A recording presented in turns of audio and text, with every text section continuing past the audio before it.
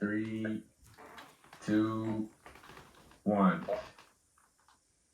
Oh, wait. Hold on a second. Create.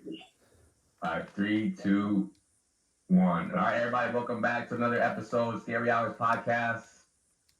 I'm your host, DJ Los. We're here with Shiva Kailash Shambo, 28-year-old spiritual meditation master. And today we have a very special guest. What's up? What's good? It's Leo. I'm tuning in from Cancun, 25 years old. Been on a path of enlightenment for a good while now. So, and here I am. I've arrived. I've landed. So excited to be here. Appreciate you inviting me.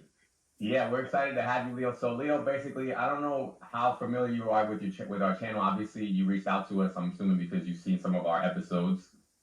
I can tell you, man. I mean, initially, like, I remember scrolling on YouTube at one point. Like, I attained enlightenment in October, and around that time, I was looking for guides, mentors, people that could help me integrate this experience because I was kind of lost. I was like, fuck, I don't even know what I'm doing. I have no ego left. Like, what's going on? And I stumbled across this guy, Shiva, and he's talking about all this stuff. And I'm like, this guy is quite interesting. He's kind of weird, but he's quite interesting as well. I'm going to keep listening to him, see what I can learn. And then, like a week later, 2 weeks later, I see a podcast with this guy, and it's like, Carlos, and they're both doing this podcast, and the whole podcast, I see you just roasting him for like an hour, and I'm like, who's this fake ass fresh and fit talking all this shit? Let me come on here and talk some shit, bro. Real talk. And then as I started, like, I hit up Shiva. I said, yo, bro, like, why are you talking to this guy? Like, what's your intention? And he just says enlightenment. I'm like, I don't even understand what he's talking about right now. But anyways, that's the long story short. My intention more than anything is to help bridge the worlds. I want to convert you both into Leoism. Okay. I like that. My future cult. Yeah, I'm not gonna lie. You seem like a future cult leader yourself, so that's pretty good. You got the hair, you got the, you're a good looking guy. You seem charismatic, so far you got all the qualifications. But yeah, no, Leo. I mean, a lot of people kind of seem to tell us very similar stories, man. Everybody that we talk to, so we got this Discord channel. Basically, like a week ago, we had like 5 people in it. Now we've got 40. And everybody's coming on, and I'm asking everybody, like, hey, what's, because I'm surprised, dude. This is my friend. I know Shiva for like 5-6 years or something like that. Me and him have been having these same conversations off camera the entire time. And the only thing we changed now is we just like started recording it. And people are like, yeah, man, I feel like when I listen to you two, it's like I hear my left and right brain hemispheres talking to each other or something. And I'm like, I mean, how did you guys even meet? Like, it's just like 2 completely different worlds. Yeah. So what happened was I actually was going through a really bad breakup, and I had a friend who Shiva was, I guess, one of Shiva's clients. And he was like, yo, you need to reach out to Shiva. He'll get you right, da da da. And I reached out to Shiva. He told me a couple things that helped me out, and then I don't know, somehow Shiva started also calling me after that, like little by little, and then we kind of just stayed in touch, and somehow like it went from talking very infrequently to talking every day, and that's where we are now. Yeah, man, it's divinely guided. So yeah, it's very interesting, but our dynamic is basically that. I'm a very argumentative person. Shiva's very laid back, and I feel like I'm always trying to like wake him up. You know what I mean? Yeah, I see it, man. So tell us, man. Tell us about your story. Oh, Shiva, do you want to say anything? No, let's continue. I'm listening. So yeah, Leo, just so you know as well, everybody on the Discord, I told them already about that you were coming on, and so I would say 99.99999% of the people in our Discord are here because of Shiva. They're all Sadhguru fans. You know Sadhguru? Yeah. Okay. Are you a fan? I'm assuming you are. You gotta be. You gotta be a fan of Sadhguru. I'll be honest, bro. I said this to Shiva as well. Like, I really don't like Sadhguru. I didn't like Sadhguru for a long time because I don't know. I feel like there's a lot of ego that's present, and I feel like I don't really see what's behind all of it. As I started to do more research, I opened up myself a little bit more. But I'm very discerning these days. Okay. The recent podcast you did with all those Sadhguru followers, I feel like it's very easy for them to get lost in the source on this spiritual path. They're like looking for the next guru, the next mentor to be like save me is basically the whole energy behind it. Yeah. And most of them are traumatized on some level, so they're looking for something to fill in that wound. For me, I've been down that path. I've looked for gurus, I've looked to be saved, and now I'm at a point where it's about sovereignty. It's like it's me and myself. I focus on myself. I don't need anything outside of myself.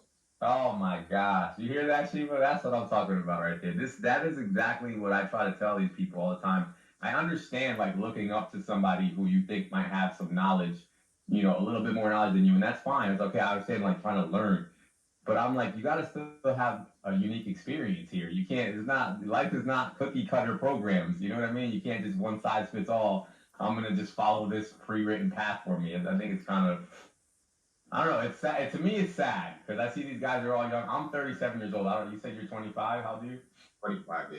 You're 25. So I'm 37 years old, bro. And I see all these young guys, man. I'm just watching. I'm like, what are you guys doing, man? Like your life, this is your one and only life. Like go out and live.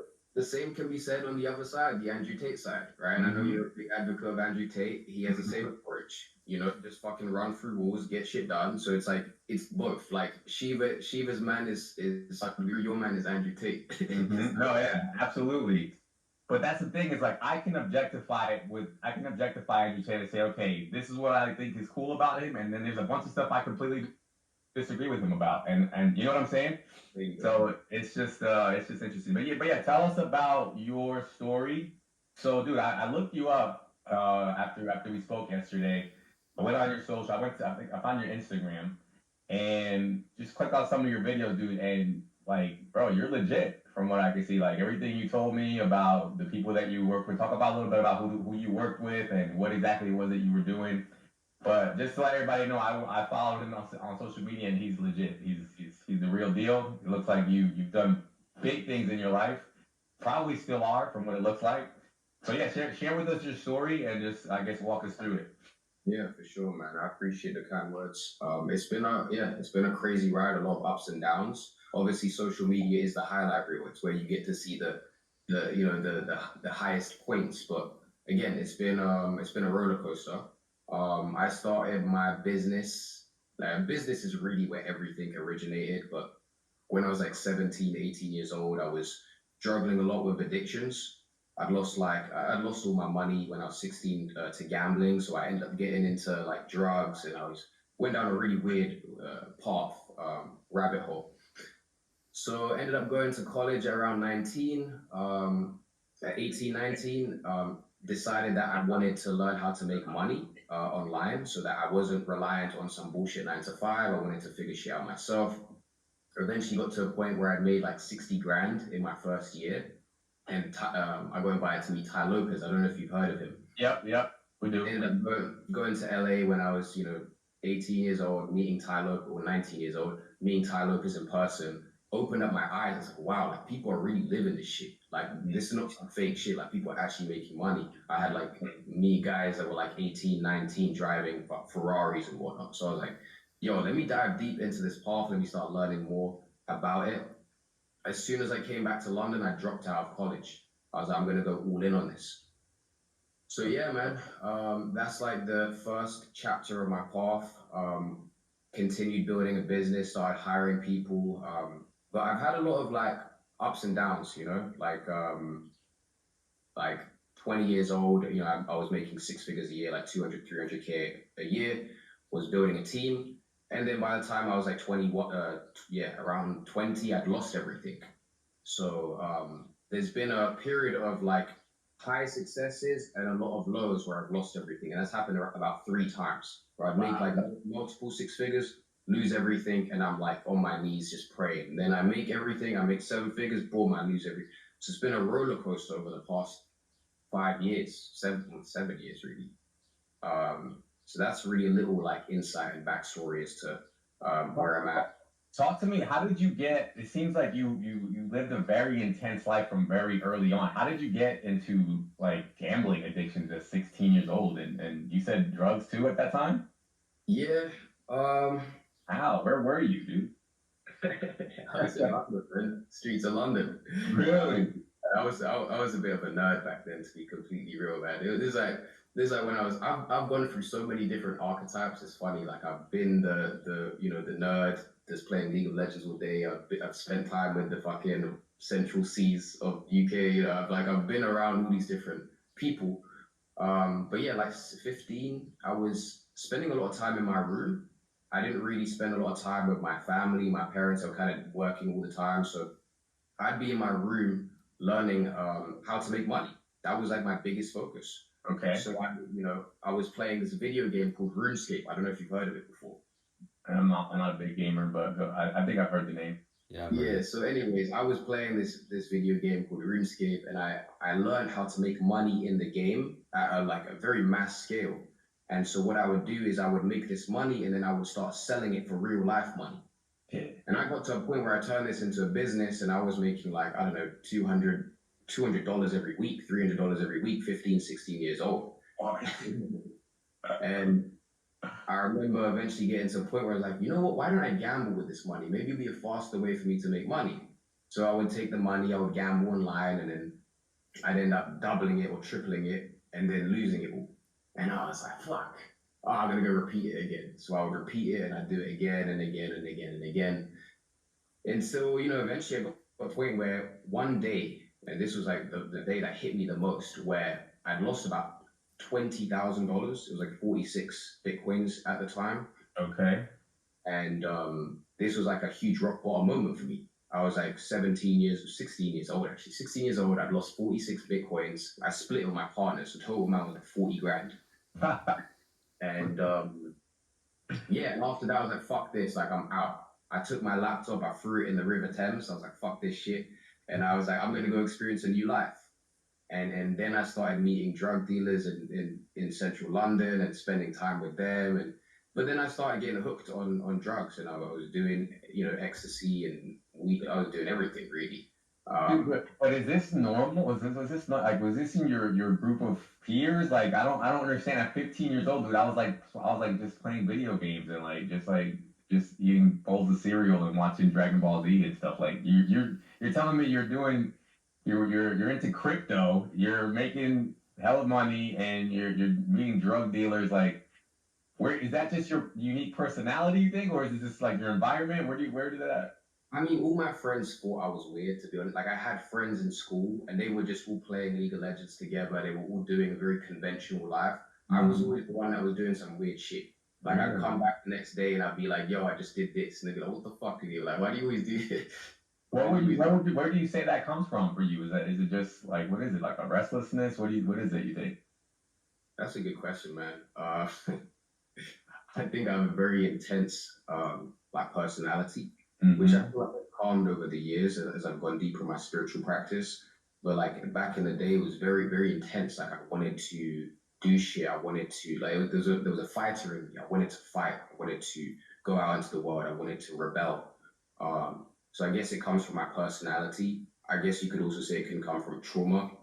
But there's also like life paths. If you want to look at it on a higher level, there's like some people have certain life paths that they're meant to go down to learn as many lessons as they possibly can. But when you were going through it, what were you like? What were you? What was motivating you? Did you just want to be important? Did you want to be accepted? Was it girls? Was it like what was pushing you?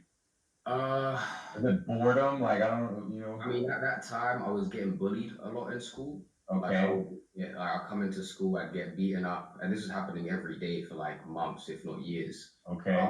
This felt like my way of distracting myself from reality, to be honest. Just all right, let me just learn how to do something productive with my time and my energy. And yeah, I guess that's what it. Okay, so then fast forward, so then you start that, you start making money, you now you're with the drug dealers. Yeah. What happens there? What happens with the drug dealer? Allegedly. I mean, there's a lot. There's a lot. So initially, one of my friends from college, he was like, "Yo, bro, like, there's these underground warehouses, underground warehouse raves that we can go to." And I was like, "Yo, that sounds fun." So he takes me to this underground warehouse rave. And this is 16 still. You're still 16. At this point, I'm 17. 17. Okay, still young. Okay. So he's taking me to all these like this underground warehouse, and there's like 600 people here, and it's like an illegal rave, and everyone is just high on all kinds of different drugs. And I'm like, what the fuck? Like this is crazy, man, and it's fun as well. And I start, he's offering me drugs, and I'm taking these drugs during the night, and yeah, I get hooked on it. Like I never felt that much like love in my life being around people who were just in this environment. So I started going downhill. Like next thing I know, I'm spending time with homeless people on the street doing the same drugs, straight up.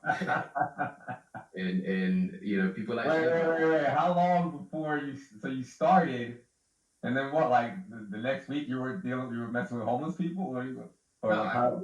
it was a very gradual thing. Like at first, I would go to the next party, and the next party, the next party, the next party. Like I remember there was one party I went to. It was in an abandoned cinema.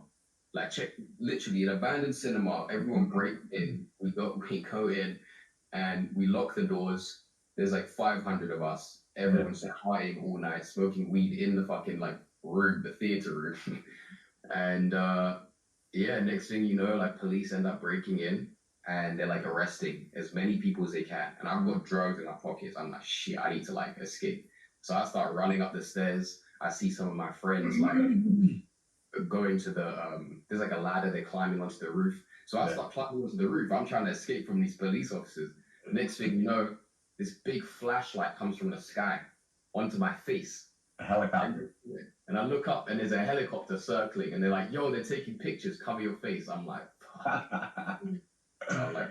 covering my face. But anyways, that was just like one of the highlights of that experience. As I started going deeper into it, next thing I know, I'm spending time with homeless people. I'm just like, I slept in a train station multiple times. Like, But were you making money at this time still, or this you now? Okay, so you left the money stuff and you went straight into just partying and doing drugs at this point. yeah.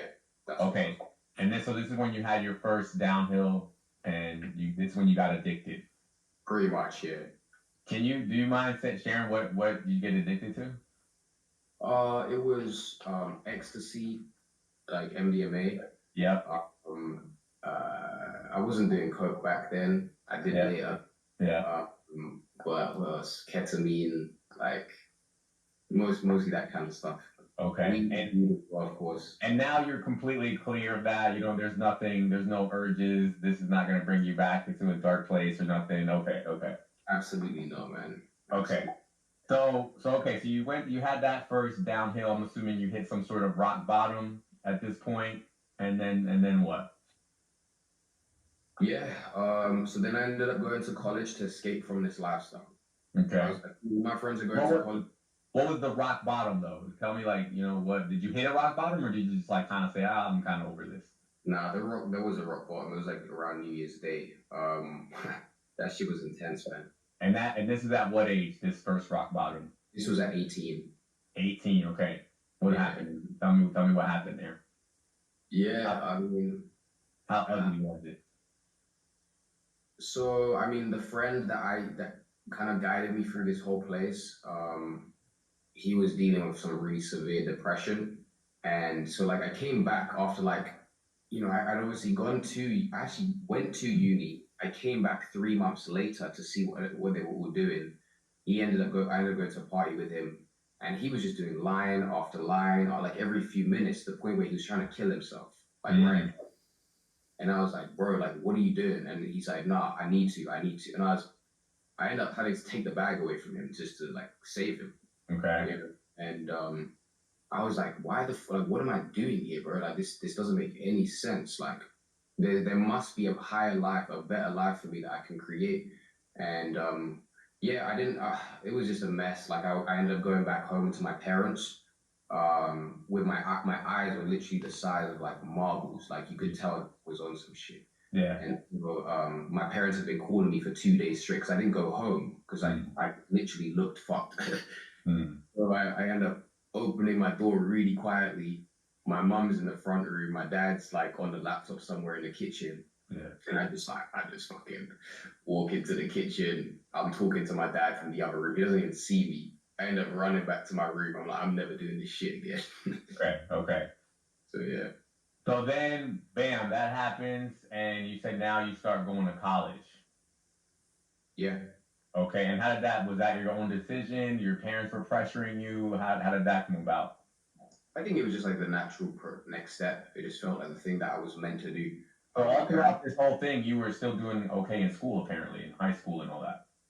I mean, I had a very low attendance. I was getting caught smoking weed between lectures. I wasn't really doing too well, but somehow it was a really shit uni that I went to. Like a really shit one. Yeah. Okay. And then, so what did you get into there? What did you study? It was business and management, and yeah, like I just wasn't enjoying what I was doing, so I just stopped attending lectures. So at this point, I wasn't doing drugs anymore. I was like, I'm not gonna do this. The only thing I was doing was smoking weed, and I was smoking like 5, 6, 7 times a day. I was just spending time in my, in my room with my friends, and yeah, but that was kind of my lifestyle in uni. I was like, I'm just wasting my life away. Really, yeah. So nothing really impactful. Nothing. You didn't really learn any big lessons in college. Nothing that actually helped you in your career. Would you say? No, no, at all. Okay. Okay. So then what? Did you just quit, or did you just like start learning something on the side while you were there, or what happened next? So, right after that incident, I went to Google and I typed in how to make money online. Okay. And I was like, yo, I need to learn how to make money. What did you see there? And I started looking at different forums. I see some people doing SEO, like trying to make money through SEO. I'm like, oh, this looks interesting. And then I'm just doing a bunch of research.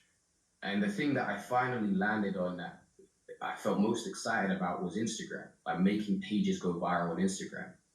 And so, yeah, that's really what I started to research. And I started this page by myself. It was like a luxury page. I was posting like luxury watches, luxury cars, and I started making it go viral. And I was like, wow, like this shit's real. Is it just pictures at that time? Yeah, just like reposting pictures, some videos as well, but mostly pictures. Okay. And then what happens from there? So you're posting, I'm assuming you're growing out that page, and you got some success with that? What happened there? I'm growing up the page. All my friends are kind of like laughing at my page. They're like, "Oh, what the fuck you doing?" Blah blah blah, like trying to make fun of me. But then eventually they saw I was making money from it. I was making like $500 to $1,000 a month. Nothing crazy. Doing what exactly? What were you doing on there to make money? I was selling Instagram courses and affiliate.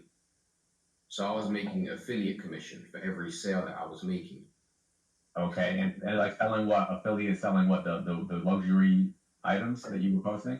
No, I was selling a course on how to grow your Instagram page. Your own course or someone else's? I was affiliating like someone else's course. So you made a page go viral through luxury items, but then you were selling Instagram courses on that page. I was like, yo, like this is how, like I was teaching people how to go viral, how to grow their own pages so they can do what I'm doing. Does that make sense? Yeah. It's just interesting to me how I see, because it's kind of like I would always think that it would be like you would make a page for like an Instagram coach, and then make that go viral, and then you can sell courses. But you're telling me it's two completely different subjects. The way that I was making money was through my Facebook profile. Like I was posting my results on Facebook.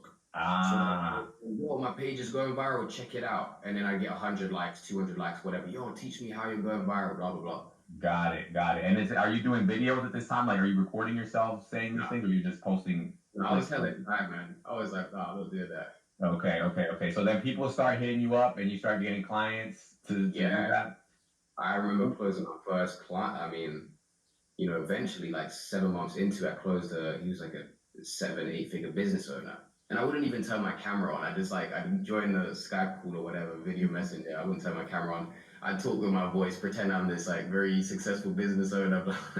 And then he'd be like, okay, cool, let's move forward. 5K a month. I'm like, bet, let's do it. So when you're doing this, like, is it very lucrative at this point in time? Like, how much were you making off of these people at that time, during that time period?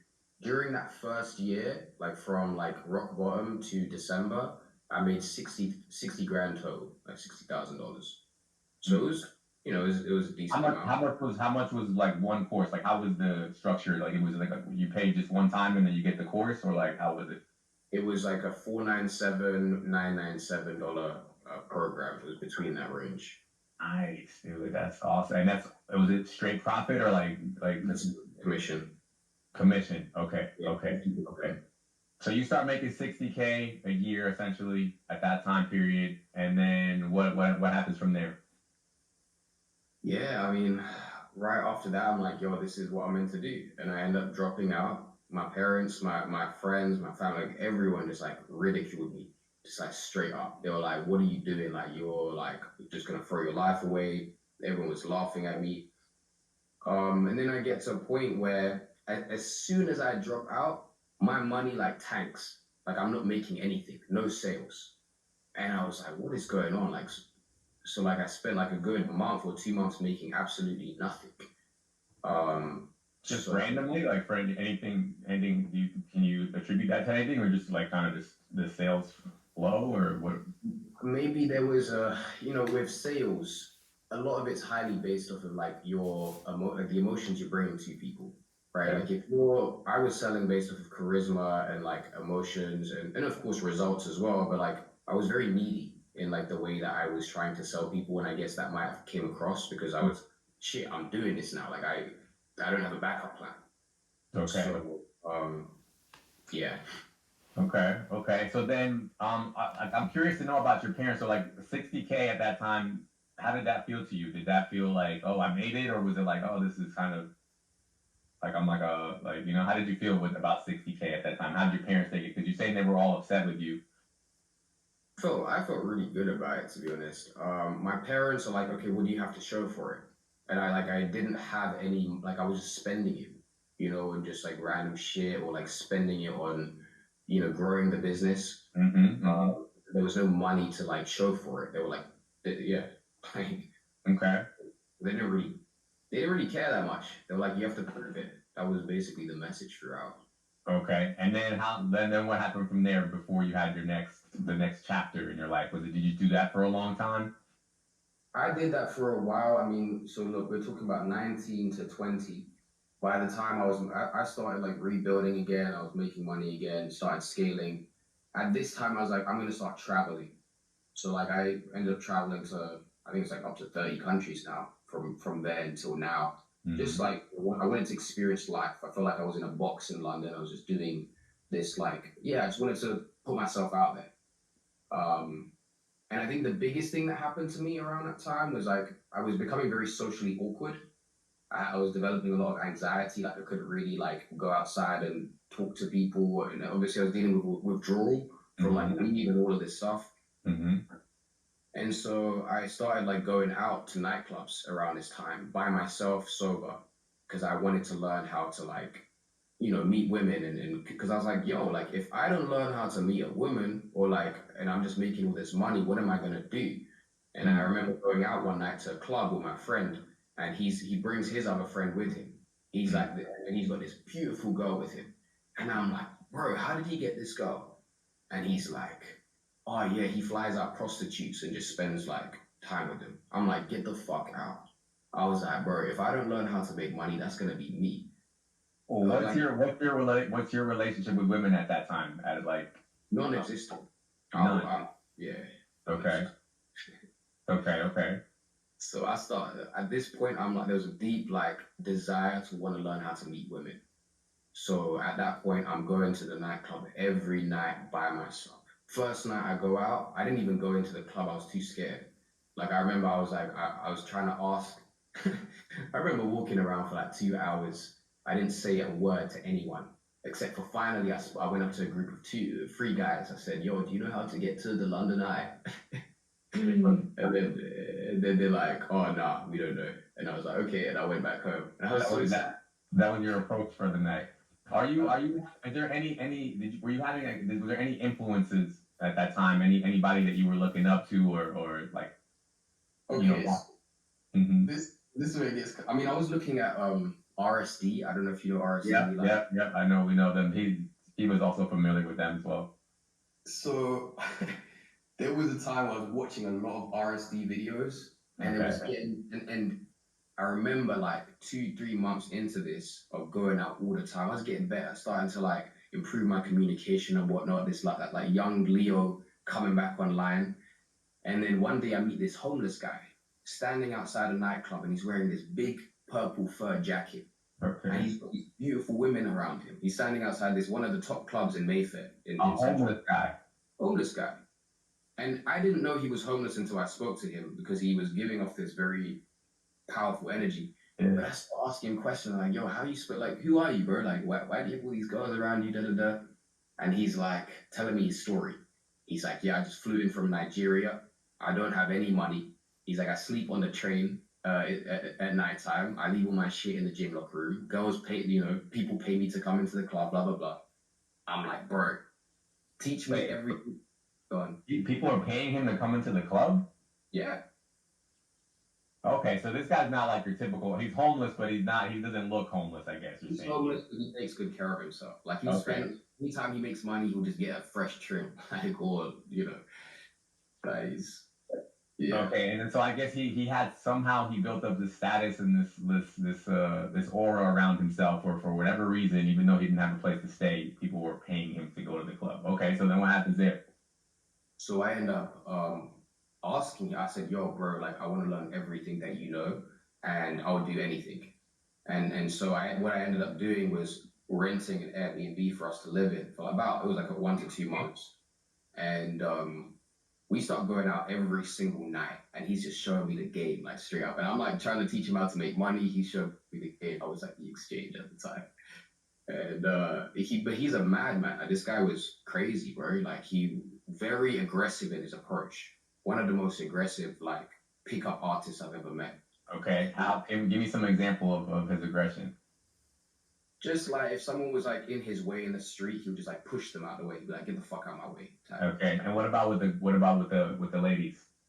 And with the ladies, he was very like, I don't know how to explain it, almost forceful in a way. Mm-hmm. But they liked it. Like, the ladies liked it. That was the interesting thing.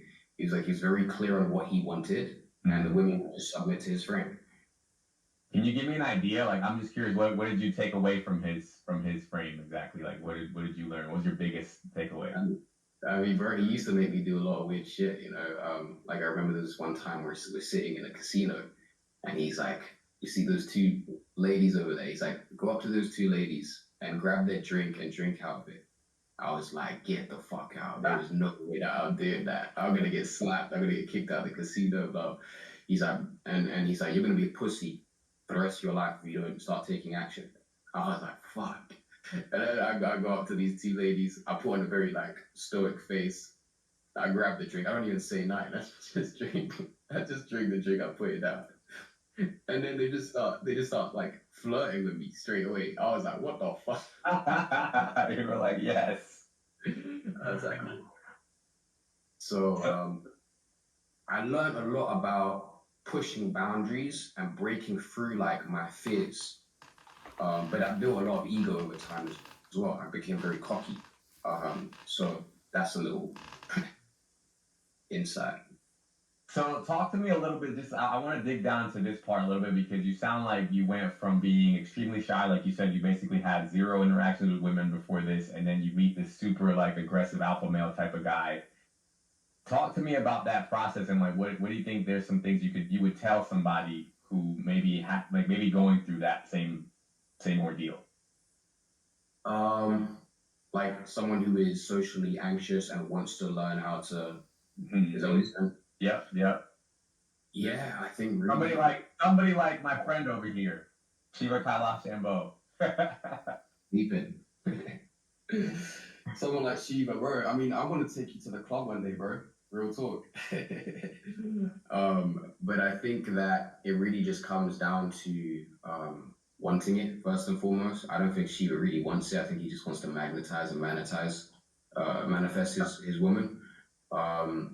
But it's like, yeah, like step number 1, having a strong desire and a strong wanting. And then it's just like pushing past every fear. Every time you feel that fear energy inside of you, you take action despite the fear. You don't let it govern or rule the way that you live your life. So anytime it's like reframing your relationship to fear. Are you letting it push you away from situations, or are you allowing it to be your guide into your highest expansion? Mm. That's Do like, you feel like you still have any of that stuff that you learned? Like, do you still use any of that today? Or because like I know there's two different types of modes. Like you just said, Shiva is probably more of the type where he wants to manifest a relationship. I think he think a woman is just gonna fall on his lap and then he's just gonna live happily ever after. Can you talk about, because I feel like a lot of guys kind of have that in their head that they think like, you know, God is just gonna provide them with a female, which does happen. I mean, a lot of the girls, most of the girls that I actually end up dating, just somehow I don't really approach them. It just happens. Can you talk to me a little bit about what you think about those two, like being the type to go get girls and the type where girls just come to you? Can you talk to me about your experience with either one of those? yeah, I mean, I've practiced both, right? Like I've practiced the no bullshit action, and I've practiced the like, let me just be and receive. And what I've come to realize is that there is power and truth to both. Hmm. Like we live in a world where I believe every person needs to integrate their inner masculine energy and their inner feminine energy. And this is controversial because people like Andrew Tate, like everyone will say, you must be masculine, you must brute force, you must do this. I believe that to become a whole integrated human being and to create the life of your dreams, you get to incorporate both energies within you. And on the feminine, it's about receiving. It's about manifestation. It's about being in the planes that you can't necessarily see.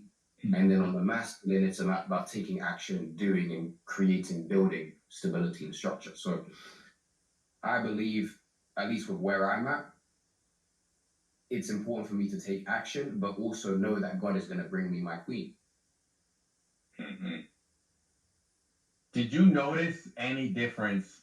And this might be like irrelevant, but did you notice any difference between the relationships that you started, whether they be short or long or not? But did you notice any difference in the quality of the relationships that developed from you approaching women versus the relationships that developed from the women of coming to you? Did you notice anything?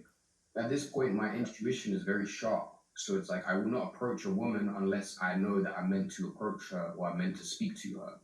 I have a big lens of discernment now. Before I was like approach. That's like the RSD mentality, pickup mentality. Mm-hmm. For me, it's now like I don't want to waste my time or my energy. If I'm meant to speak to you, I will speak to you. Is kind of the so with that, the connections are a lot more deeper. They're a lot more intentional. They're a lot more meaningful. Mm-hmm. It's like they're meant to learn something out of the experience. I'm meant to learn something out of the experience, and it ends up becoming this like divine thing, I guess you could say. But there's no difference between like there's no difference between like there's no obvious difference between the girls that you approach and the girls that approach you. Is there a difference for you in that way, or is it just you kind of see them as both the same opportunity and then they can just both develop into great things, or is one better off rip than the other? I think if the intuition is there that says you're meant to meet, whether or not she comes to me, I come to her, like it's always going to be better than me doing the cold approach, whatever. Mm-hmm. Mm-hmm. It's like, final note on that, like a lot of guys will just see a girl that they find attractive physically, and that's enough for them. They're like, oh, okay, she's submissive and she looks good, and then that's enough for me. Mm-hmm. I don't think that is really. I think you're capping your growth there. Like it might not even be the right woman for you. There might even be someone even higher, even better. And I think a lot of these red pill guys and these Andrew Tates are just looking for like a submissive servant to just like cater for their needs, and that's it, and just look hot around them. I want to ask you about that as well, but let me before I forget this point. So tell me, when you say that you're very perceptive now and very aware of who you're meant to approach, can you tell me about what that actually is? That like she's giving you an indicator of interest, eye contact, or is it just you feel some spiritual thing? It's a spiritual thing, and it's like what Shiva will talk about as well is like post enlightenment, and this can happen pre enlightenment as well. You reach states of like unconditional peace and bliss. And for me, that bliss is my guide now.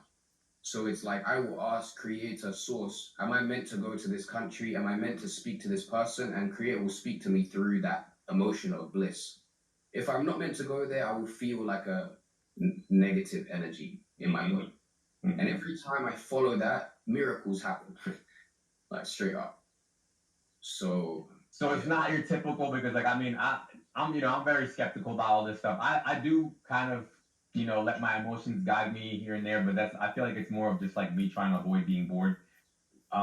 There's none of that, like the typical, like, okay, if I see a girl, like in my mind, it's like, okay, if she makes eye contact with me like more than twice, then I think to myself, okay, and she's smiling or something. I kind of just break it down in a way like that. There's none of that going on for you when you're making these decisions. I mean, there's absolutely that plays a role for sure. Like if there is a connection or an attraction there on some level, then I think it can be an opportunity to explore it. But if I don't feel that joy and it just feels boring or it just feels like, then I'm not interested. So tell me, what is it that you do? You said you look for certain things, and you said if they're attractive and if she's submissive. That seems like that's the whole shebang right there. What is it? What else exactly is it that you're looking for in your For case? me, I want someone that can support me in my mission, like someone that is not just here to be like a servant or like a slave, whatever. Like, and that means that I'm also looking for a powerful woman. And a powerful woman can be intimidating for most guys, especially guys that are on the red pill that are, driven by insecurity. Most red pill is driven by insecurity. I agree. So I want a woman that is in her power, that is maybe she is doing her own work in the world. Maybe she's free in her expression. She knows what she wants. And I don't know. For me, I just feel like that would bring me more joy and more support in what I'm doing in this world. What does that do for you? So I'm always curious to see the type of women that guys want. So like me personally, I kind of identify with what you're saying about the insecurity. I definitely see it. I see it in myself, and I see it in others. I have friends, my roommates, red pill. Most of my friends are red pill. I definitely see this aspect of insecurity where they want to control their woman. She can't go outside. She can't have friends. She can't do this. She can't do that. And I see the aspect there of like they're just afraid of losing her, and they want to try to control that to the furthest extent, right? And then so they come out and they identify with Fresh and Fit and say, yeah, because this is what you're supposed to do. And then in reality, it's just their insecurities taking over. But then I also have this other side of me that's like, okay, I have my insecurities all figured out. It's not that. I really just want a girl who's calm and just like, like what is you having a powerful woman? Because I find for me, I've dated women who, like, for example, like make six, 7 figures, and it just wasn't. It just wasn't like it didn't attract me as much. It didn't give me that spark. It didn't make me feel like a protector anymore. It didn't that whole like it was still cool. She was still a hot girl and stuff like that. So, but it was just like different, And I'm just curious, like you're saying, like you do want a powerful woman. So, like, can you explain to me what that feels like, or what you think maybe I'm dealing with? Yeah, when I say powerful, I mean like someone that's actively doing work on themselves, right? Like healing their traumas, like going into their own psyche, and then doing work that most women will not do, which means, like there's a lot of women out there that, I don't know, I feel like people get into these bullshit relationships where they're constantly arguing, they don't actually like each other, it's just a trauma bond. Mm-hmm. I don't want that. I don't need that. I want someone that is like assured of themselves, loves themselves. It's not like codependent. Mm-hmm. It's like we are doing work to become whole and love ourselves deeper, not rely on each other, and then we grow together in from that space. Like I don't need someone to be submissive to me because they are insecure and they're afraid of losing me or whatever it may be. If you're submissive, but it's like authentic, it's your authentic feminine state that's coming online, cool. That's beautiful. Mm-hmm. But if it depends on the space it's coming from. Where it's coming from. Talk to me about like how do you see yourself in terms of all that? Like where do you stand in terms of like I'm sure you've heard of attachment theory. I'm assuming. How there's the people who are very strong, independent. They need their space. They need a lot of alone time. They don't like to get too enmeshed with somebody else. And then there's other people who are like, I really want my partner around 24/7. Where do you think you stand on all that? Yeah, I'm more on the what's the one where it's like more detached, more avoidant? That's the one. Avoidant. Okay, so you're avoidant overall. Yeah. To a point where it's like a detriment, you think, to you and your relationships, or I would say on some level, yes. okay. So typically you're Yeah, there's two sides to it. One side is like my ego says, "Oh yeah, I don't need anyone. I'm good." But then on the other side, there is actually like a fear of rejection uh, that I've become aware of. On a deep. I'm telling you, so I recently came across this whole attachment theory thing, and it fascinated the hell out of me because I'm an anxious person when it comes to attachment. So I love nothing more, like my partner is like, I love having them around 24/7. I would never get bored of them. And so I thought everyone was like that. I just assumed we all were just like super into being connected with each other, and I thought like having a partner was all about that. And I seem to basically get into relationships with a lot of women who are not like that. Like they're all just like the avoidant kind. And it never made sense to me because I'm like, why are these people dating me? Why, like, leave me alone? You know what I mean? Like, if you need all your space and stuff, just go be single. So, like, tell me, like, from your point of view, you're saying you have those two sides. Like, there's a side of you that wants the connection, and then the side of you that needs your space. How do you make sense of that in yourself? Yeah, I mean, I'm currently going through a lot of different phases. Like my phases change a lot. I think I'm in a space right now where I've learned how to become at peace. Because I've met some women in the past like few months that I'm like, wow, this could really be it. And then something just doesn't align, something doesn't work out. Like, I'll give you an example. Like pre-enlightenment, there was this woman that I was just like, wow, like she is gonna be mine. I'm gonna claim her. Then I attained enlightenment and I dissolved. I was like, all my desires, all my attachments became, I had nothing left. So I was like, God asked me in that moment, are you willing to surrender this woman that you've been pursuing? And I released her and I let her go. And so I'm in a phase right now of like, it's weird, man, but learning how to be just like sovereign, like not needing anything outside of myself. How do you feel like if you had to describe overall? And I want to also get into a second here where I want to talk about what you think about Shiva's relationship with women overall. But like, can you describe your relationship with? If you had to say, like, if you had to summarize your relationship to women, not like one woman, but like just women in general.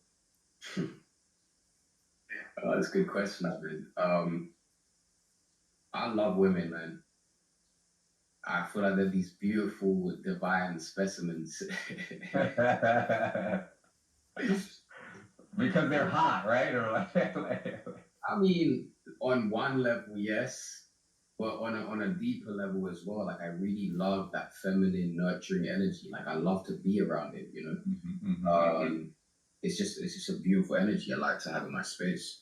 But describe your relationship to them. Is it like like you said, the red pill people typically you see more bitter type of men, right? They kind of like almost look like they borderline hate women, but like obviously they still want them, but it's kind of like a more like a me versus you type of attitude. And then there's other people who are more like they completely trust women and believe everything they say, and they can do no harm. Discernment is key as well, right? You can't say every woman is like like a gift from God. There are a lot of bullshit women out there as well. But just the feminine energy that roots from women, I love it. I think it's beautiful. I don't think we should be at war with women. Right now we're in a time where men and women are fighting. Yeah. This is bullshit, and I think that the next evolution is union. Like, can we learn how to trust each other unconditionally? You know?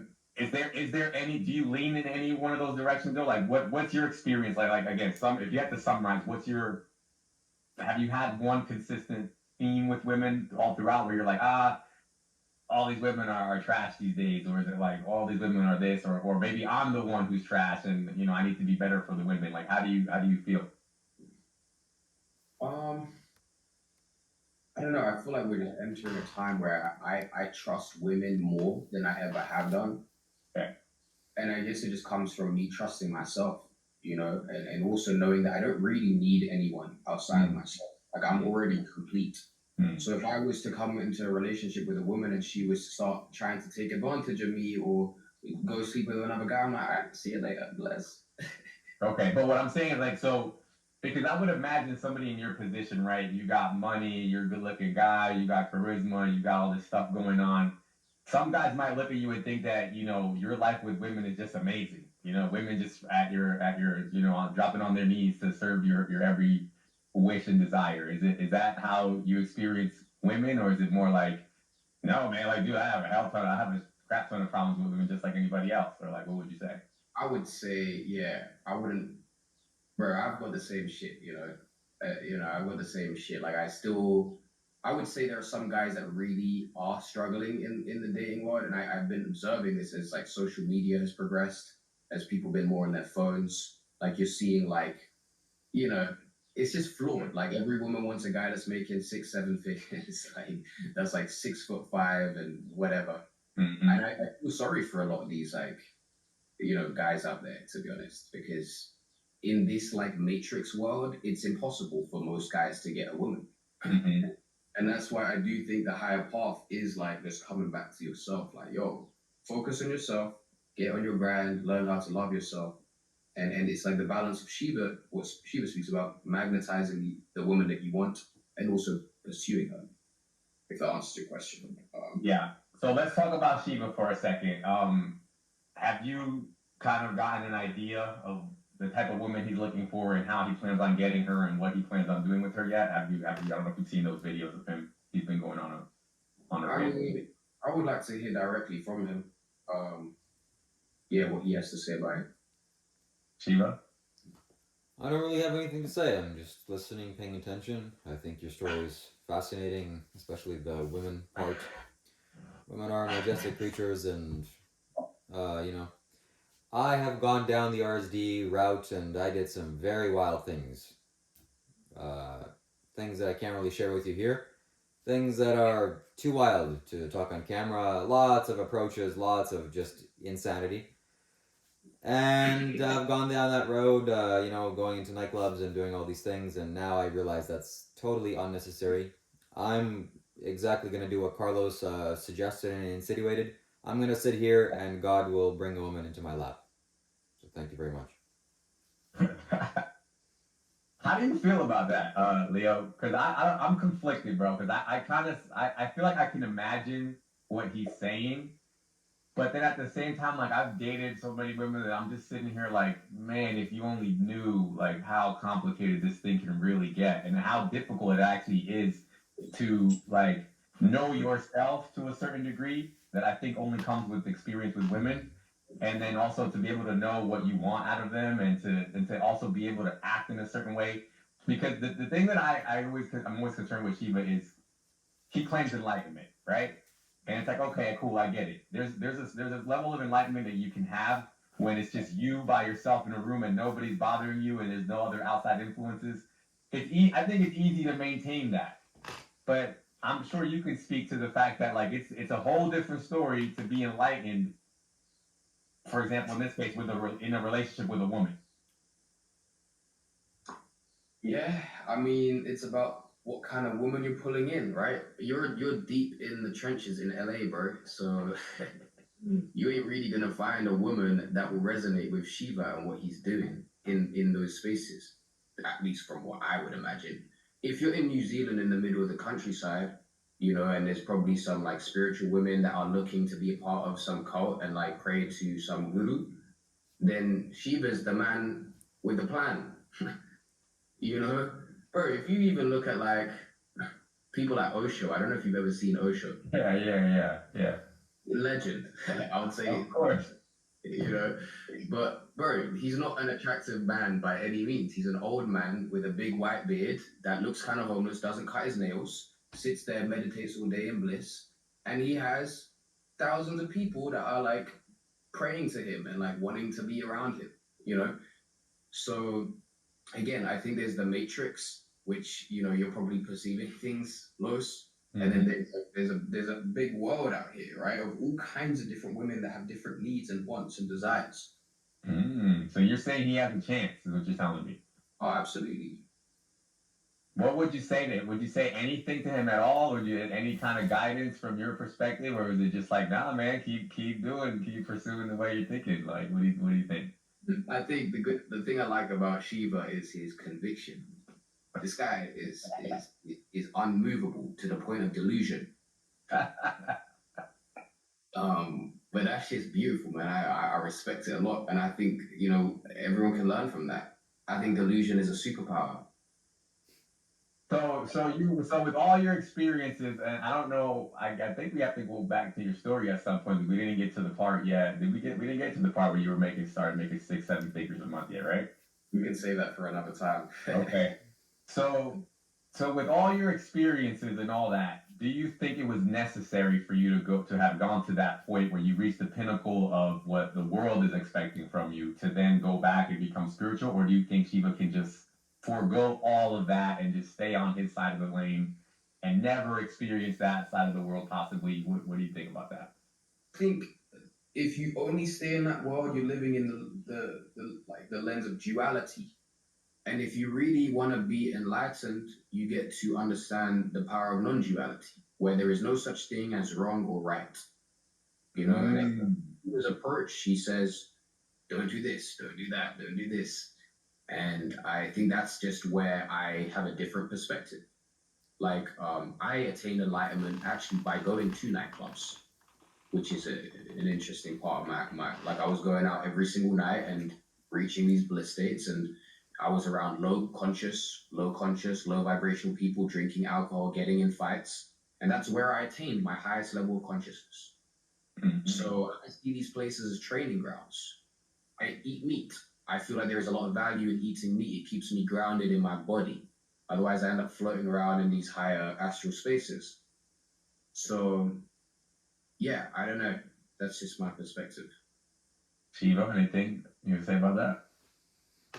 I eat meat, but from fruits and plants. I don't eat animals' bodies, and I enjoy floating around. It gives me great pleasure and satisfaction. So anything that you have to say to either one of us, or I don't know, any feedback for us from your perspective from the outside world? Because I mean, honestly, dude, you're an impressive person. You've led an impressive life. There's things at my age at 37 years old that I wish I could have done. Some of the stuff that you've done. So I look at you as you're probably above me in a lot of different ways, and I'd say in terms of like material success. And I don't know how you feel in terms of spirituality, where you are in regards to Shiva, but it sounds like you probably got him beat there also. So from your perspective, anything you would say to either one of us from what you've seen so far? I think that specifically for you, Los, I would want to unpack more of your mind as well. Like, I feel like I really want to understand where you're at, to give you some direct feedback. But it seems like you're on this spiritual quest without necessarily knowing it or accepting it. Mm-hmm. And you're on this battle of like fighting it, and Shiva is the manifestation of that battle.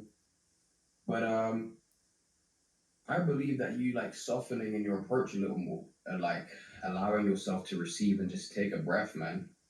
I think you're on the grind and you're hustling a lot. And I think there's gonna be a lot of pressure on yourself of like wanting to achieve and wanting to create and like compete with what is happening outside of yourself. And I believe that the more you can take into consideration what Shiva is doing, even though it might not make logical sense, I actually believe it could benefit you quite a bit. Yeah, I agree 100%. Like I see that.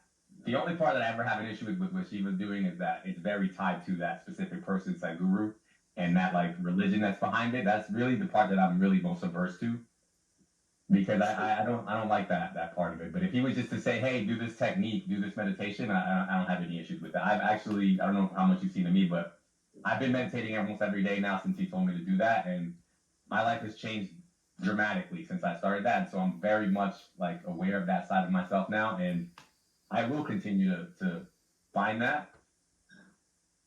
It's interesting though for me because like as I'm getting more clarity, I still don't feel that side of myself where you're saying like the softening I still feel very combative, and it's like I actually even enjoy it even more, I would say, as I'm finding clarity. So I don't know how much of it is just my bad habits or whatever, but you know.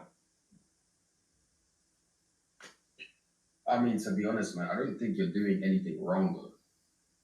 And again, I'm very curious about your lifestyle and like what you do. Like all I see is the image that you put out and the podcast that you do. I don't know exactly where you're at in your life. I don't know if that's where you want to dive into here, but Yeah, I don't mind at all. So basically, so I DJ. That's my job. I've been doing that for like 10 years. Like, so I spent the last 10 years working like 2 or 3 days a week, just DJing, doing weddings, doing clubs, and then from there, that's allowed me to like pay my bills, and then also just I can dive into any like entrepreneurial endeavor that I want. So I picked up this camera that I'm using right now because I wanted to try videography.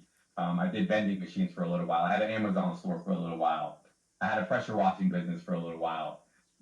Recently, just opened up a bounce house business now. So like it's like DJing has kind of opened up my time. Where like I only work on weekends to pay my bills, and then I have a lot of time to do basically whatever else I want. And so my biggest thing, my biggest driving force is just I don't want to ever be an employee to anybody because it makes me feel too constricted, and I hate having to submit to another man. It just I have a big attitude problem. I have an issue with authority. So it's just never worked out for me. Plus, I hate working on a constrained schedule. It just doesn't do good for my mental health. So majority of my life is around that. The other biggest factor in my life is women. So I have had a very, I would say, combative relationship with females. I've like because of I think it's mainly because of my attachment style. I'm so used to just like needing a woman around all the time. That's just since I was young. Since my first girlfriend, I was like women were like my I couldn't breathe without them almost to that degree. And I feel like my life has kind of just taken me down that path where like it's all about women, women, women, women, women. And like I just focus on like I want to become successful, I want to have muscles, I want to do this because of girls. And I feel like now at this age, 37 years old, I'm starting to get to the point where I'm finally saying, okay, you know what? Maybe I do need to stop that and work on, like you said, like becoming enlightened and kind of freeing myself from like needing anybody or anything. But I'm like very new into that process. So like that's where I'm at currently. I feel like I had a breakthrough. I literally just had a breakup. Me and my girl just broke up like a week ago, and I feel I don't even remember her barely at this point. And this is the first time that I can ever like never happened before. Every other girlfriend before this, it was like a traumatizing experience breakups. Like and it would last like I'd be depressed for like a year. And this time, I remember she even told me to meditate, so I meditated. And what I did was like when I felt the breakup, I meditated, and what I did was like I just forced myself to sit there and avoid all distractions. And I was having this argument with myself in my head. I was like, look, I'm not doing this again. I'm not gonna let this breakup set me back a year and slow me down. I don't have time for that anymore. So I just sat there and I was like, you know what? I'm gonna sit here until this goes away. And then my brain was like, no, but like you miss her and you love her and this is sad and she's probably sleeping with somebody else and she's sucking someone else off right now. And all these like it was just tormenting me. But I was like, well, as long as you keep thinking that I'm not getting up, and I was in the sauna on top of that, so it was like getting really hot, really uncomfortable, and I just had this back and forth with myself, and it's like my heart and my emotions were like, be sad, and I was like, I'm not getting up until this goes away. I don't care. And it's like I can't breathe at this point. I'm getting so and finally, dude, it just came to this. It just got to a head where it was like the two sides, and I just said, I don't care. I'm gonna stay here. I'll stay here for a year if I have to. And like finally, it felt like my ego just gave up, and it was like, okay, like you don't care about her, you don't need her, it's fine. And I was like, yeah, that's what I thought. I got up, and since that day, it's like been clear, like just nothing. Like she's almost not there. Like obviously I remember her, but it's like very little, like very like almost non-existent. That's beautiful, man. And my life has just been different. And I don't. It's too soon for me to say like, oh, this is a permanent thing. Like I'm probably a new person now, but it definitely feels that way. I don't think I've ever had this long of a stretch, even though it's probably only been like a week and a half or 2 weeks. Even I've never had that long of a time where I've had mental clarity before this. So to me, it's a major step. Major props, man. Yeah, it shows that you're doing the work, and a lot of people run and their whole lives away from that. that fear or that pain or whatever. But like just by sitting there, like that's one of the best things you could have possibly done. So, but I'm really curious about what, like, where are you heading towards? Like, what's your desired outcome? Because you asked for some advice. Like, what is it that you want to achieve now? Like, let's say in a year from now, 2 years from now, like, what do So, you? so that's the thing that's interesting to me is that everything that I wanted when I was kind of in that suffering, unconscious state is the same things that I still want, but now it just feels like it's coming from a different place. You get what I mean? So now it's like instead of like, oh my god, I need this because if I don't have it, I'm gonna fail with women or I'm gonna fail at life. Now it's like, no, I don't need it, but I kind of want it because it looks fun. And so like everything that I was trying to do, like in terms of entrepreneurial things, now I'm starting to get into crypto. This podcast is kind of like taking off a little bit in my own little way. I want to I want to continue all those things. I would love it if I could just do the podcast full time. That would be like my dream. But I'm doing, like my DJing and my bounce house business right now, kind of as like that's my, that's my income. That's what I'm kind of like forced to do at this time to like keep myself afloat. Makes sense, bro. Makes sense. I think if you keep up that grind mentality and that hustle mentality, I think it's going to serve you very well. I think you're in that phase right now. Like it requires hustle to build this dream podcast and live the life that you want. And I also believe incorporating some things into your life, such as manifestation and like visualization and all of these things, will be a accelerator to that, to actualizing what you want to actualize. Because there's truth to it, man. Like the way that I even got like Russell Brunson as a client back in the day. Like, sure, I was grinding every single day, but I had a vision. I had speaking on stage with him. I was like, yo, I'm gonna get this guy as a client. He's like a billionaire, super big in the marketing world. I don't know if you've heard of him. Yeah. But, yeah, I visualized it and I did spiritual practices to manifest that into my life. And that same scene that I saw of me and him speaking on stage together actually panned out. So it's a matter of like bringing both the esoteric and the physical together to create what you want to create. And I think that if you can bring those two worlds together, best believe this podcast is going to blow up more than you could possibly imagine. I mean, you've got the charisma, you've got the looks, you've got the way that you express yourself. Like you've already got it dialed down. So you keep doing what you're doing, but if you bring that spiritual aspect of yourself more online, I believe this will grow more than it is right now.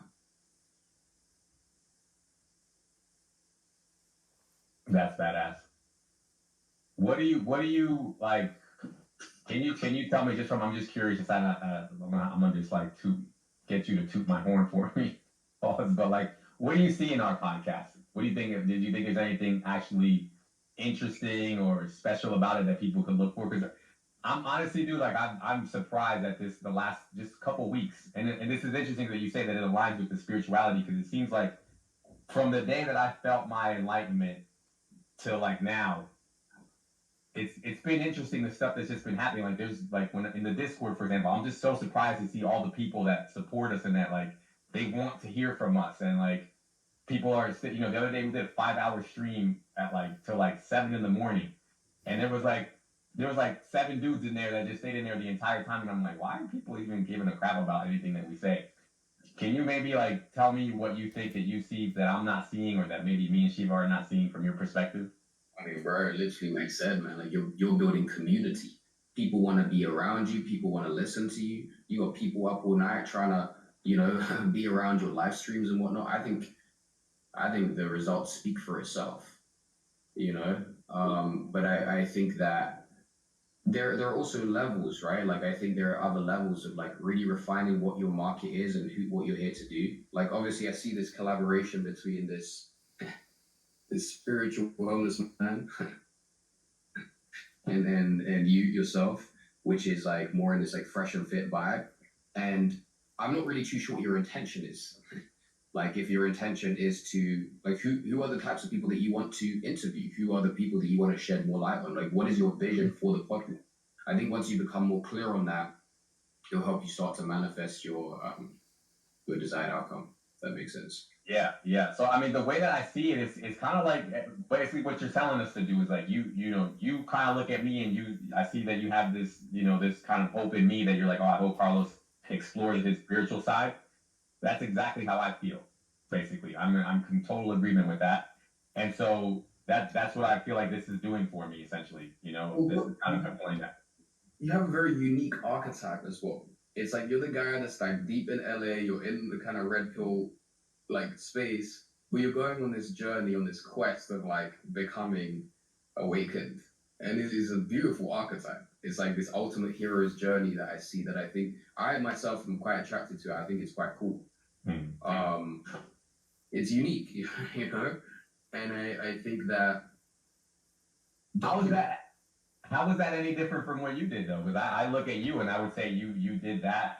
You did what I'm trying to do, probably like 10 times over. So how was that? I'm curious to hear how from you how you think that's. you're gonna resonate with certain people that I wouldn't resonate with. Like you have a certain way of communicating or a certain demographic that might be like, yo, this is my guy. I really like this guy. Or you know, whatever it may be. There are different types of people that, bro, we live in a world where there's 7 billion people. You know, like what's not to say that like just 100,000 of those people or 1,000,000 of those people are like, yo, this is the guy. But I also believe that you going deeper with yourself, uncovering more of who you are, communicating more of your soul and asking your soul, what am I here to do? And I think the more that you tap into that divine soul blueprint, the more miracles will start happening and the more rapid success will start happening for you. We all have a purpose here. Like, the question is not about whether or not you're going to be successful. It's like how and when and why. What are some? Can you tell me a little bit? And I mean, we could wrap it up soon. But can you just give me some? I already asked you about your kind of your success, and I do hope we can do more of these in the future. I want to kind of dive in deeper into like your actual how you became successful and that whole process and the actual techniques and things like that. But before I go, just for me, I don't know if Shiva, if you plan on ever saying anything before waking up, but what are some like spiritual practices that you would say still help you that you would maybe tell me that I should do? Is it like meditation? Is it just talking to myself? What are some things you would say? Good talk, man. One of the biggest things that I do to this day that stay with me is the mirror practice. And I learned this from a shaman. That's a whole story. I lived with shamans for some time. Was doing all kinds of different plant medicines and whatnot. But this guy was a real OG. And there was a time where whenever I'd feel anger or fear or whatever, I would let it like absolutely run my whole show. Like it would fuck with my whole day. And so eventually I learned a practice of releasing this energy. And instead of it being so chaotic, how do I even explain this? There are some people that will do these big emotional releases. They'll start screaming or punching pillows or whatever, and they say, this is my release. That's like a wave that's happening at the moment in the whole like trauma healing space.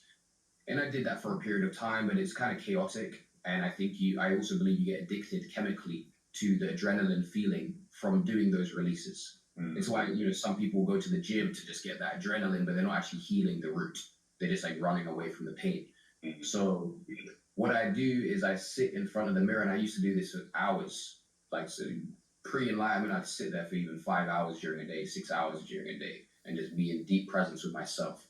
And I would say the emotion that I am feeling. Say, for example, if I'm feeling anger, I would say, I feel anger, I feel anger, I feel anger, I feel anger. And I would run that, and I would allow myself to feel it. And then as time will go on, the emotion will start to integrate into my body in a very whole, complete way. And then it has no power over me. So if you have an emotion or a feeling that is just like bothering you constantly, very similar to what you did in the sauna, but just being in presence with yourself, you can't bullshit yourself when you're in front of a mirror. Yeah. Just you and you. So that's like one that comes to my mind right off the bat. 6 hours sounds intense, man. Yeah, and it would be broken up into periods of like, so for example, 1 hour, 2 hours, and then I do 3 hours and So like that for me is like why I do it in the sauna because I feel like it intensifies it quicker and then I can get it out in like 30 minutes. Like usually I don't stay more than 30 minutes. I don't know if maybe from your perspective you're like, oh, that's not long enough. But like, I think what you're doing is great, but for me, I was dealing with a lot of shit, man. Like, and I was spending most of my day doing nothing as well. Like, I spent a whole year doing absolutely, like, I had nothing to do. You know, I'd automate my business. I was just chilling. I was like, all right, might as well just look in the mirror. So sometimes it wasn't with the intention of integrating emotion. It was like, let me just be present with myself, you know, and sit in bliss. You know, eventually you integrate the emotion, then you're just peaceful, you're blissful. All right, cool. so I'm assuming you would agree because I've gotten to the point now where I pretty much just tell people all the time, like now that I've had this like little breakthrough, I'm like, dude, everyone has to have this. Yeah. Everyone, this is essential. Like you can like I can't even like now that I'm living like this past week and a half, I know it's kind of young still to say, but I just look back at my life and I'm like, how did I live like that? Like I'm like almost like unbelievable to me how I spent my entire life just dragging around this ball and chain of suffering, and it was all just caused by my own delusions. It seems like That's it. Most suffering is delusion of the mind. That's literally what it is. And once you break out of that, you're like, what the fuck was I doing? You know? so. I try to always tell people, and this is something that I learned from Andrew Tate. The thing that he said that struck me the most was that when he started talking about being able to take over your mind and to choose your thoughts, he said the first thing that you have to do is that believe you have to believe that you can, and that just did it for me, right? Because it was like, okay, I even believing is a choice, right? I can choose to believe, just like I can choose to think it's ridiculous to do what he said. But when I chose to believe, it just became real. It was like, oh, Fucking man. I mean, I watched this video, a guy called Luke Belmar. I don't know if you've heard of him. He mhm. talks about like the courage it takes to believe in yourself when the physical doesn't show the results. That's real fucking courage, man. It takes work. But if you can do that, best believe you'll create the life of your dreams. You know? What about for Shiva? Anything you would say to Shiva, or any words to Shiva? And Shiva, again, if you feel like talking, feel free. But anything you have to for Shiva that you would say?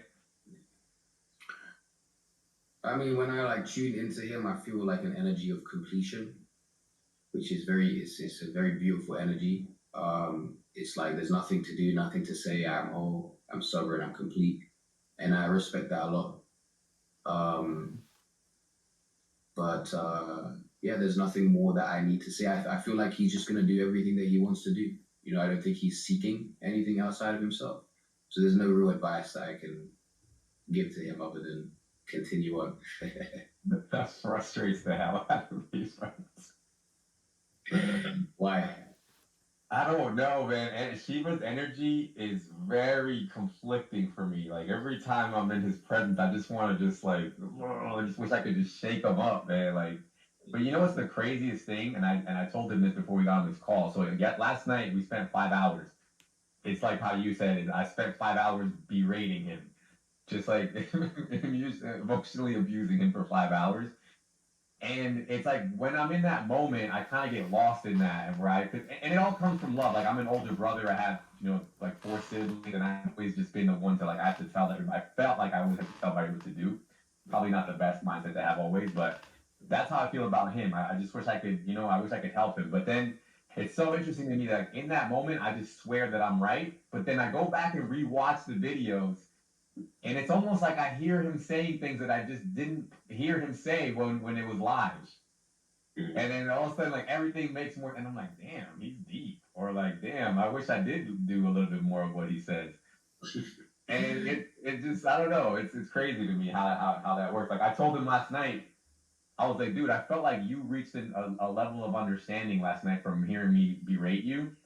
But then when I went back and rewatched it, I felt like I reached a higher level of understanding, and I was like, man, that's interesting. Shiva, what do you say to that? Like, how do you feel about him berating you for hours? Why do you sit and receive all of that beratement? Well, it turns out this is my last podcast. I've had enough of it, Carlos. My emotions are too tender and I can't handle it anymore.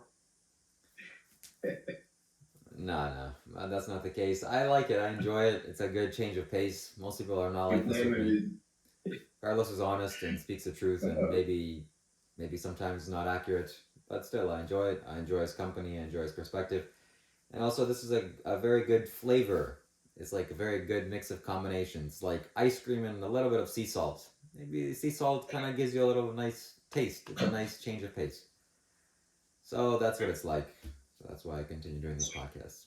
What's your take on it, Leo? Because I notice a lot of people genuinely come on and they're like concerned for Shiva. They're like, dude, are you okay? Like he's really going in on you. I mean, that's what one. I mean, Bird, first time around, I was actually angry.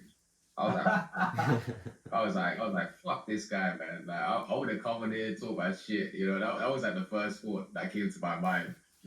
But you know, the more I started listening to it, I was actually like, yo, you know, this guy's actually like speaking kind of facts. Like, it's actually kind of funny.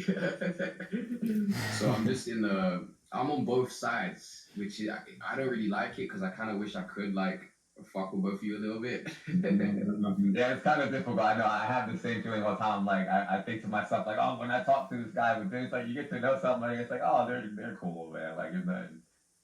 Yeah, but yeah, that's really where I'm at. I think if Shiva enjoys it and he's at peace with you saying whatever you're saying, then beautiful. Like you guys are feeding each other in your own way. Yeah, the behind the scenes, if you know, just to be completely upfront with you, behind the scenes, me and Shiva, like I said, we've been friends for 5, 6 years, you know, and he literally told me from the beginning, from like almost day one, that he was like, dude, this is why I call you. You know, like even I think the part of myself where I feel like I want to wake him up. I think a part of himself sometimes he feels that towards himself occasionally. You know what I mean? And he's like, dude, this is why I call you. You know, I may not be able to deal with you 24/7, but every once in a while I just need a little slap in the face or something. You know? Yeah. And he does it for me too. I know online a lot of times he kind of downplays himself, but he makes fun of me all the time when we're like just me and him and we're also obviously trying to be entertaining. You know what I mean? So there's plenty of times where he calls me like, dude, when we get on this call, just make fun of me, and I don't care. Just say whatever you have to say. Just call me homeless. Call me, you know. So it's like we understand each other. You know what I mean? But it's also very genuine. Don't get me wrong. Like it is genuine, and there is times where I do see him visibly uncomfortable from the things that I'm saying to him, and sometimes it's not fake. You know what I mean? Like last night, the 5 hour video. If you ever want to just scroll through it, he looks visibly disturbed a lot of times during that call, you know, and I get it. I mean, bro, like I didn't even know why you're letting yourself receive with that, bro. That's a bit crazy, man. Yeah. It's a bit mad. Well, you know, that's what it takes. Just getting cyberbullied for a living. Yeah. I don't know about that. But I would say that you don't think that some of it is necessary, Leo, because I mean, coming from your side, you lived the life, and I was telling this to Sheba. Sheba was like, "Oh, you're meat riding Leo, like you think he's so cool." Da da da. I'm like, bro, because he did everything that I try to get across to people. Like I try to tell people, like, dude, find your spiritual side, but also go out there, learn how to talk to women, go to the gym, become successful, get money. And you did all that stuff, and then you whatever I'm doing to Shiva, I felt like you did to yourself at some point. Shiva, why do you have an issue with him meat riding me? Well, you guys can do it together, just not in my presence. I don't have an issue with that. But don't you think that you were hard on yourself, Leo, to the degree that you would see me being hard on him? Me personally, I love to make fun of the people around me and my friends. I just fucking love it. I just think it's fun. Mm-hmm. I think there was a point where someone, like you said, is visually disturbed, and I'm like, all right, cool, I'm gonna let him just do what he's got. But this guy's not gonna change. That's the thing, where you can talk shit all you want. This man is gonna stay exactly the same. He's unmovable. He's unshakable. But what I'm saying is you to yourself, though, Leo. You to yourself. Like I know you like to do it to other people to a degree, but you to yourself, do you feel like you were hard on yourself the way that I am to him? Because you told me that you know you were a nobody. You had no relationship with women. You wanted to make money, And I'm sure there had to be a time where you went through that phase where you were like, no, dude, like stop being a punk, stop being a sissy. Let's get up and let's do this thing. Yeah, but I don't resonate with that approach anymore. Okay. Like that's what I would have done back in the day, but these days I have a lot more compassion and love for myself. I'm like, bro, I fucking love you. Oh, even though you fucked up, I love you. You're good. I trust you. So you don't think that that was necessary for yourself? The way. So you would say if you had to go back to that 16-year-old self, you would do it differently. I don't regret anything I've ever done, but I would have probably done a different approach for sure. I don't think I need that. Yeah. Tell us what it was like working with the gentleman that created ClickFunnels, Brian. Brian, what was it? Russell Brunson. Yes. What would you like to know? Well, you briefly said how you manifested that, and yeah, he's a very successful guy. I oftentimes saw him on YouTube and ClickFunnels, and instantly I knew this was very, very good. I don't really watch ads, but I instantly knew, okay, he has something, he's onto something, and he's almost like a spiritual guy. I'm sure he is. So, runs an ethical business company. I'm also quite certain of that. So, what was that whole experience like, and what did you learn? What did you take out of it? Tell me about it. Yeah. I mean, this is when I was in college, I bought his book actually when I was 19. And it was called .com Secrets. I started reading it. I was like, wow, this guy's a genius. And I started building my own funnels and landing pages and all of this stuff. And then one day I said to myself, I want to work with this guy. I'm going to do anything I can to work with this guy. And literally like a year later, he ends up becoming a client of mine, but it was not directly. It was like there was a guy that was a face of the relationship and I was like behind the scenes. But I was still getting paid like $8,000 a month. I was like, wow, this is fucking amazing. But I still continued that visualization. I was like, I'm going to work with this guy. I'm going to know this guy. I'm going to build a relationship with this guy. And I kept affirming that to myself. I kept visualizing it until one night, one day, my business mentor back in the day, he said to me, hey, Leo, I'm working on this deal with Russell. We're going to bring you in, blah, blah, blah, blah, blah. Long story short, they tried to fuck me over. And I said, yo, I'm out. I'm going to go work with Russell whether or not I work with you guys. They wanted to do a whole course launch, a whole thing with me and together. And I ended up dipping out. And 1 year later, the same vision that I had was, of me and Russell speaking on stage. His team reached out to me. They were like, yo, we've been hearing about what you've been doing on Instagram, blah, blah, blah. We would like to invite you. Let's host an event together. And he sent an email to his whole list of like, I don't know, fucking hundreds of thousands of subscribers on ClickFunnels. Of me and him doing a training of like how to grow your Instagram page and monetize it. Mm-hmm. So we ended up launching a course together to his platform, and it was a beautiful experience, man. Like it changed everything for me. Like right after that, I had billionaires hitting me up, trying to do business with me. It was crazy, like because he's a very ethical person with a big heart, a lot of love, but he also has the business and the success. So people really like he has a lot of respect in the business world. But yeah, like I said, I definitely like glorified him. I looked up to him a lot when I first worked with him, but now it's like, it's very like mutual. I respect him. I have a lot of respect and appreciation for him. And yeah, more things to come with him. I'm curious, what were you teaching him? Because so you're saying he was the ClickFunnels guy at that time. And so, I mean, he knows how to, I guess, grow things or whatever. Was it just like you were helping him specifically with Instagram or something? Or like, how did that? It was all about social media virality and like monetizing your social media, your Instagram. Got it. Okay, I think Shiva's friend. Yes. I don't know if you know where Shiva's doing, but like he's in New Zealand right now with another yogi. So I've been basically here by myself for a week or more. I haven't seen a person in many days. Today's the first day that I see a human being live. So they're coming, they're opening the gate, so things are gonna happen here. So I have to go. Thank you for this podcast. I appreciate your knowledge and your wisdom, and I hope to do this again. So we want to discuss further the facets of your life, and then also discuss various topics that about Sadhguru. So I'm not gonna let you get off the hook about Sadhguru. We're really gonna dive deep. And yeah, maybe tomorrow, or the next day, we'll figure something out and we'll chat again soon. Yeah, Leo. I think probably a good point to wrap it here. So then, just like I said, just hope stay in touch with us. I hope you enjoyed it as much as we did. Definitely insightful, and we hope we can do more of these with you. Absolutely, man. Grateful to be here, and we'll stay in touch. Okay, appreciate you, Leo. Everybody who's watching, thank you guys for joining and watching. Make sure you subscribe. Make sure you join the Discord server. Go in the community post, hit the Discord link so you guys can join the conversation. And we will catch you guys on the next one.